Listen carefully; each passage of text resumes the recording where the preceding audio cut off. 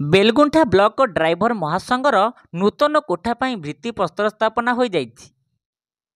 ଏହି ପରିପ୍ରେକ୍ଷୀରେ ଆଜି ମହାସଂଘର ସମସ୍ତ ସଦସ୍ୟ ଦ୍ୱାରା ମୁଖ୍ୟ ଅତିଥି ଭାବେ ଯୋଗ ଦେଇଥିବା ସ୍ଥାନୀୟ ବିଧାୟକ ପୂର୍ଣ୍ଣଚନ୍ଦ୍ର ସ୍ୱାଇଁଙ୍କୁ ଗୋଶାଳା ଛକ ନିକଟରେ ପୁଷ୍ପଗୁଚ୍ଛ ଦେଇ ସ୍ଥାନୀୟ ବାଦ୍ୟ ପରିବେଷଣ କରି ସ୍ୱାଗତ କରିଥିଲେ।